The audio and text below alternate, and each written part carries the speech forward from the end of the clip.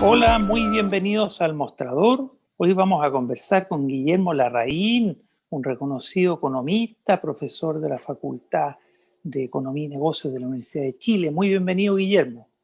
Hola Federico, ¿cómo están todos? Muchas gracias por la invitación.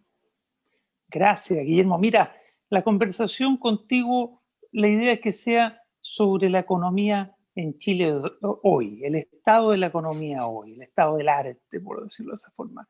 Hoy, lo que tú pronosticas para el corto plazo, para el mediano y largo plazo. Si hagamos un brochazo de la realidad de la economía y los negocios, por lo mismo, de Chile, hoy.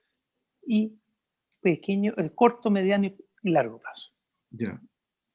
Bueno, hoy día estamos básicamente sufriendo un doble shock, por así decirlo.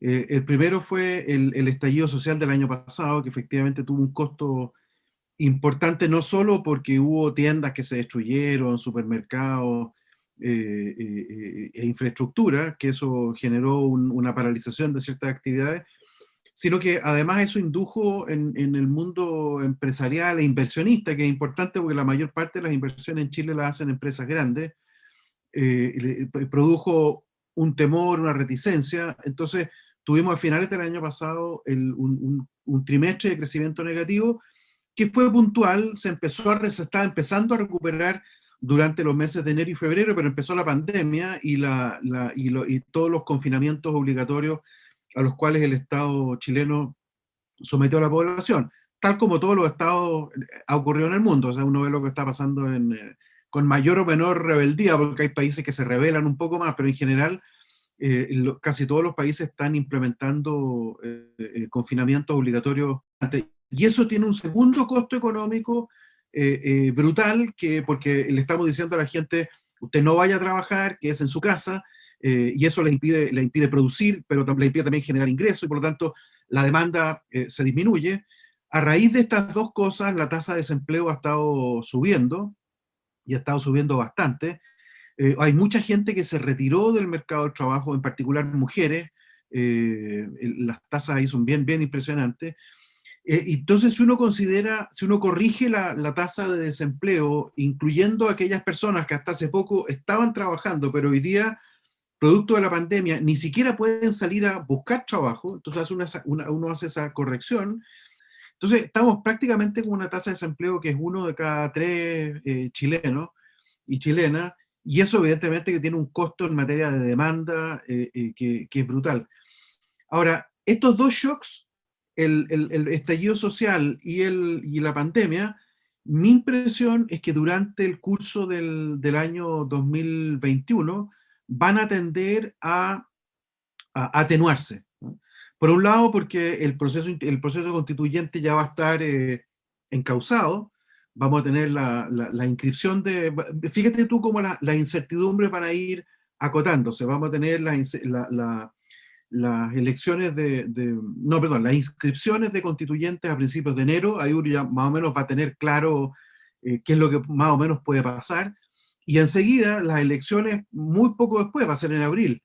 Entonces ya en abril uno más o menos va a tener la lista de los 155 personas electas, más espero los escaños reservados de pueblos originarios, y entonces uno ya va a saber más o menos qué tipo de personas van a estar finalmente redactando la Constitución. Y eso va a ir acotando, en cierta forma va a ir acotando los riesgos, yo diría, asociados a la incertidumbre constitucional, que es el gran riesgo que ven muchos hoy día. Entonces, eso va a ir atenuándose durante el 2021, y ese factor va a ir, no sé si desapareciendo, pero al menos disminuyendo. Y por el lado de la pandemia va a pasar algo parecido, porque ya están empezando a aparecer las primeras vacunas que son las que van a dar la solución final a todo este problema. Y eso yo me imagino que entre que lleguen a Chile, se produzcan, lleguen a Chile, pasará en algún minuto durante el 2021, y a medida que eso ocurra y que se vea efectivamente una contención del virus, entonces la economía de a poquitito va a ir recuperando su, ¿cómo se llama? Su ritmo de crecimiento y de generación de empleo. Entonces, por los dos lados, lo que uno ve es mejoramiento en estas condiciones tan duras que nos ha tocado el año 2020 y que debieran hacer que la economía durante el próximo año vaya un poco de menos a más. Uno debiera pensar más o menos qué se debería hacer como el patrón. Un buen brochazo estás haciendo entre lo de hoy y el corto plazo, quizás mediano, pero ¿qué puedes pronosticar tú para el mediano y largo plazo? Si estamos hablando fines de 2021 para adelante, ¿piensas que la economía se va a robustecer o van a venir otros baches? Por supuesto, va a depender de la confianza, ¿no? Siempre la economía depende mucho de la confianza, pero con una confianza tendiendo a estabilizarse por el proceso constituyente. ¿Qué puedes pronosticar tú para la economía chilena?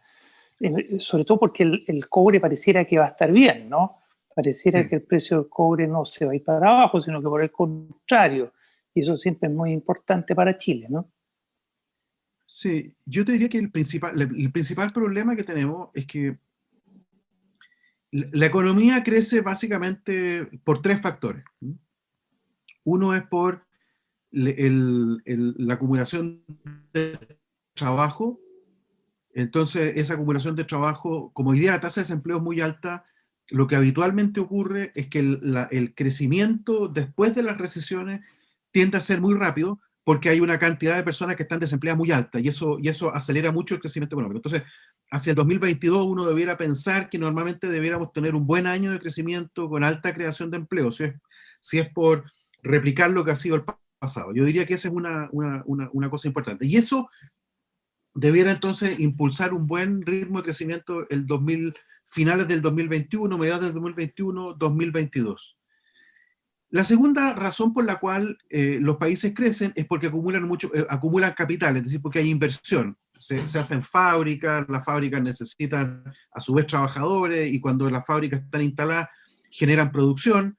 Y para eso es lo que hoy día hay un poco condiciones un poco dudosas porque hay esta incertidumbre. Pero en la medida que durante el 2021 esta incertidumbre vaya acotándose en los dos frentes, estallido social ¿cómo se llama? Y pandemia, normalmente uno debiera esperar que haya alguna recuperación de la inversión durante el 2021-2022, en particular si es que el sector minero sigue tirando el carro porque tenemos buenos precios. Entonces yo diría que esto sería una señal. Yo no creo que no va a venir un boom de inversión, pero no debiera tampoco caer. Y eso ya es algo. Entonces deberíamos tener más bien un crecimiento liderado por generación de empleo, más que por inversión, pero eso da para un crecimiento, digamos, no sé, habría que meterle bien números, pero podría ser en torno al 4% para el 2022, que es un número razonable. Ahora, hay una tercera fuente de crecimiento. Eso, te iba a preguntar por el tercer factor. El tercer factor. El tercer factor es lo que se denomina productividad. ¿Ya? Y la productividad, hay un premio Nobel de Economía que fue muy sincero. Él fue el que creó este término y después de muchos años, él dijo, la verdad es que la productividad resume nuestra ignorancia. Es todo aquello que no logramos explicar a través de la acumulación de capital y de empleo. Entonces, aquellas cosas que no entendemos bien, se las asignamos a la productividad. Pero la gracia que tiene la productividad es que uno la puede estimar, o sea, podemos saber cuánto es nuestra ignorancia. Y desgraciadamente lo que ha ocurrido, y esto la Comisión Nacional de Productividad lo ha publicado mucho, es que estos elementos de ignorancia nuestra han venido de alguna forma quitándole, durante los años 90, esta ignorancia crecía a una velocidad muy fuerte, ¿no? O sea, pasó algo en Chile en los años 90 en que la interacción, pongámoslo un poco menos, un nombre, un apelativo un poco menos desdeñoso, no hablemos de ignorancia, hablemos la forma como interactúan el capital y el trabajo, que interactúan de tantas formas que es difícil saber qué cosa está causando qué. Por ejemplo, no sé, el conflicto social es una fuente de reducción de la productividad, y el conflicto social a su vez puede tener muchas causas, ¿no es cierto? Eso afecta negativamente la productividad. Esa es una razón. En los años 90 teníamos bajo conflicto social y la productividad crecía muchísimo. Entonces, con la misma cantidad de creación de empleo o de inversión, el capital y el trabajo eran capaces de producir mucho en los años 90. Esa relación ha ido debilitándose en el tiempo y en forma muy sistemática. Desde yo diría, mediados de los años 2000, un poquito antes, incluso la productividad se estancó. Ha venido cayendo, desacelerándose fuerte. Entonces, esa es como la fuerza motriz que todavía no logramos identificar bien cómo volverla a un estado acelerado de crecimiento. Durante los años 2000, si te acuerdas, tanto el gobierno de Lagos como el gobierno de Bachelet I apostaron mucho por lo que se denominaban reformas a los mercados capitales. ¿Te acuerdas? MK1, MK2, MK3, después Piñera hizo el MK Bicentenario, pensando que la reforma al mercado de capitales, por la vía de facilitar el financiamiento de las empresas, iba a lograr producir mayor crecimiento de la productividad. Y eso no ocurrió, la verdad es que eso no ocurrió. Después se ha puesto algún énfasis, pero con muchos errores y con ida y venida, en el tema de la educación, ¿no? Entonces tenemos que tener una fuerza de trabajo con mayores capacidades y eso es lo que va a hacer que la productividad crezca. Y a lo mejor puede que eso ocurra, pero por el momento en los datos no está. Entonces, en la práctica, el problema es que no entendemos bien qué está pasando con la productividad. Mi personal sentimiento en esto es que parte del problema, y por eso te mencioné el conflicto social, es con el grado creciente de conflictividad social que ha venido ocurriendo en Chile desde los 2000 en adelante. ¿Ah? O sea, el conflicto social entorpece la buena interrelación entre capital y trabajo. Y hoy día estamos, o el año pasado más bien en el estallido social, llegamos al culmine, al punto, la culminación máxima de ese conflicto. ¿No?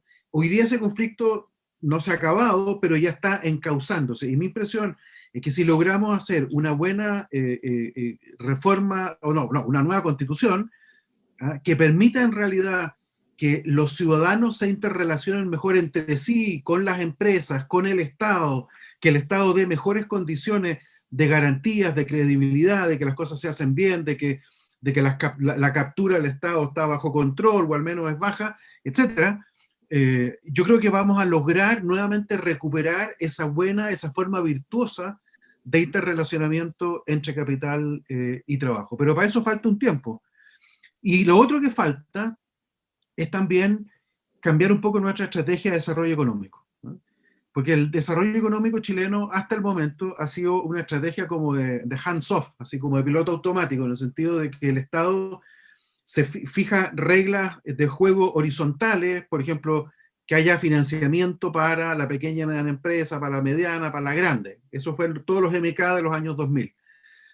Luego, lo que se llama toda la provisión de bienes públicos, concesiones para que las carreteras, para que puedan fluir rápidamente los camiones, puertos para que haya la menor distancia del punto de exportación al puerto para que los productos puedan salir, etcétera, cosas así.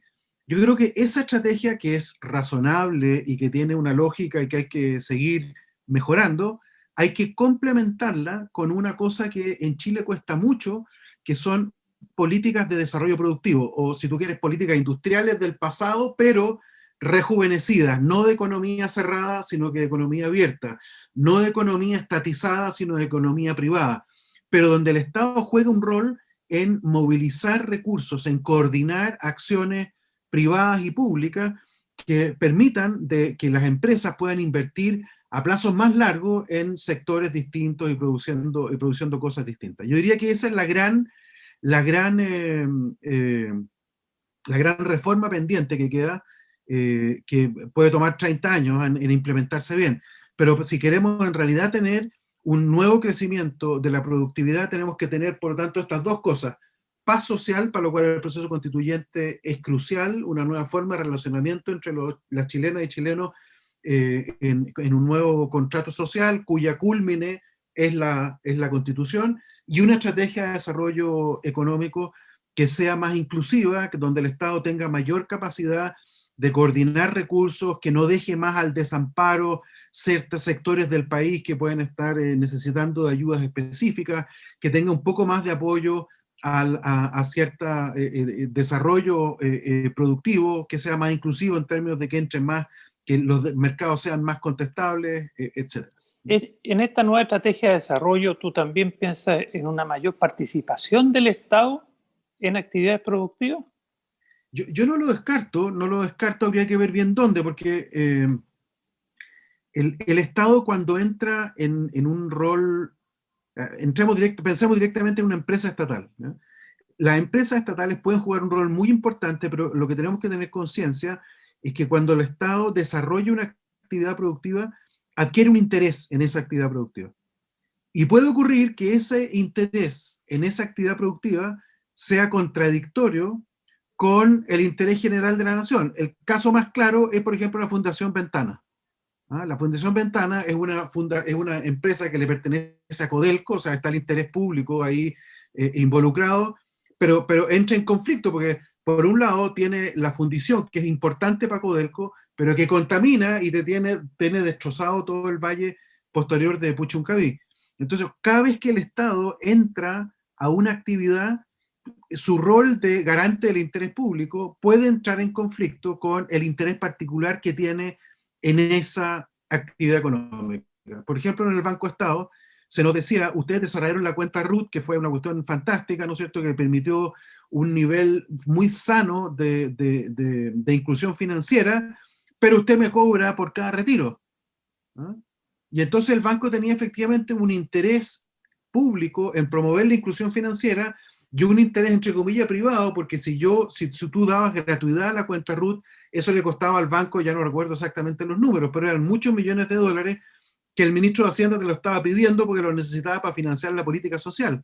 ¿Te fijas? Entonces entran en conflicto y hay algunas actividades productivas donde puede el Estado eventualmente involucrarse que van a tener ese tipo de características. Entonces, lo que yo digo es que tiene que haber una racionalidad bastante clara de por qué queremos meternos en tal o cual actividad productiva. Yo no lo Por descarto, supuesto. creo que hay que ser pragmático en esto, Sí. pero hay que tener buenas razones. Guillermo, para que terminemos, dos preguntas muy breves para respuestas muy breves. ¿Cómo ves tú que va a ser el No las efecto en des la más. economía del segundo retiro de 10% que todo indica que va a ocurrir? ¿Cuál va a ser el efecto? Así, pero muy breve. Y lo segundo, ¿cuáles son los mayores riesgos que tú ves en la economía para el futuro inmediato? Mira, respecto del primer punto, lo difícil de decir qué va a pasar es que hay que entender por qué pasó lo que pasó. Yo no creo que sea solo populismo. Hay populismo, evidentemente, de varios parlamentarios, pero yo creo que es un populismo que encuentra un terreno fértil en una población que enfrenta la pandemia sin posibilidad de generar recursos. Y eso es, yo creo, el terreno fértil sobre el cual se instala el populismo. Y ese terreno fértil básicamente lo ha ido sembrando el gobierno, porque la forma de entregar los apoyos, que no han sido pocos, es que han sido a cuentagota. Entonces la gente no logra tener, lo que tiene la gente es un horizonte de que la pandemia va a durar mucho tiempo y las soluciones que está ofreciendo el gobierno son a 1 o 2 meses. Entonces hay Como esa 2 meses, oye, contradicción. y con mucho cortapisa, con mucho requisito, con mucha postulación, no llega fluidamente. No llega fluidamente. Entonces eso genera una sensación como de escasez y por lo tanto queda el terreno pero fértil, perfecto, para que venga un populista y te diga, oye, saquemos el primer 10%, saquemos el segundo. Entonces el efecto en la economía, pero es que ¿por qué te lo planteo de esta forma? Porque cuando tú miras lo que pasó con el primer retiro, se sacaron más o menos 15.000 y tantos millones de dólares, y si tú miras las cifras de depósitos en la banca, subieron en 9.600. Entonces, lo que me da la impresión que ocurrió es que la gente sacó los 15.000 millones y como tiene temor del futuro, por esto que pueda pasar, depositó 2 tercios de esa plata, lo depositó en la economía. Eso no se está yendo a gasto, se está yendo a ahorro, cambió la composición del ahorro, pero no es que se esté yendo toda esa plata a financiar gastos. Lo Pero que yo no tengo pero claro, una buena parte se fue a gasto y eso significó que la economía se activara. sí, 7.000 millones de dólares, pero no los 15. ¿Te fijas? Entonces, mi impresión es que si ese argumento fue verdad la primera vez, La segunda vez probablemente va a ocurrir algo parecido, va a haber una parte de ese ahorro que se va a retirar y que va a quedar en la forma de ahorro, y una porción que se me ocurre que va a ser menor que la primera vez, va a ir a mayor gasto. ¿Por qué creo yo que va a ser menor? Primero porque la economía está un poco mejor, el desempleo está cayendo, la recesión se está aminorando. Segundo, porque la gente que más tenía necesidad, los sectores más pobres, probablemente ya sacaron una buena parte de lo que tenían. Les va a tocar un poco menos de plata ahora. Entonces el efecto sobre la economía de este segundo retiro va a ser positivo, pero es un poco incierto por estas razones que te digo. No sabemos cuánto va a mantenerse como ahorro, tal como en el primer caso se mantuvo como ahorro, y cuánta gente de la que va a sacar ahora en realidad tiene la necesidad respecto de lo que tuvo en el primer retiro, que efectivamente había más gente con necesidad. Entonces yo creo que es un efecto positivo, pero de difícil cuantificación. Difícil pronóstico. ¿Y cuáles Sí. son los mayores riesgos en lo inmediato y en el mediano plazo de la economía chilena? Muy brevemente, Guillermo, para que terminemos. Mira, yo creo que el principal riesgo es que se instale bien el proceso constituyente. Yo creo que eso es crucial. Acá yo creo que la ciudadanía está diciéndolo, pero en todos los tonos, que está cansada con el mundo político tal cual como lo conoce hoy día, y eso quiere decir que requiere, por ejemplo, que el Parlamento se ponga las pilas bien con que haya una forma creíble de elegir constituyentes independientes. Si todo esto queda circunscrito a puros electores de partido, que está bien que estén ellos ahí, pero no pueden ser los únicos. Yo creo que vamos a tener un problema serio. Yo creo que le va a quitar credibilidad. Lo otro, el tema de escaño reservado a pueblos indígenas, eso también. Entonces, la instalación del proceso constituyente yo creo que va a ser sumamente claro. ¿Ah? Quienes vayan a presidir la convención, los mensajes que esas personas den, que sean mensajes de unidad, que sean mensajes de cooperación, que sean mensajes de diálogo, creo que va a ser muy crucial. Y eso yo diría que es lo principal, Todo porque el eso resto es todo externo. va a influir en la economía, entonces. Sí, sin duda, sin duda. Perfecto. Guillermo, muchas gracias por esta conversación. Que tengas un muy buen día. Muchas gracias a ti, Chao. Federico. Que estén muy bien. Saludos a todos. Chao. Chao.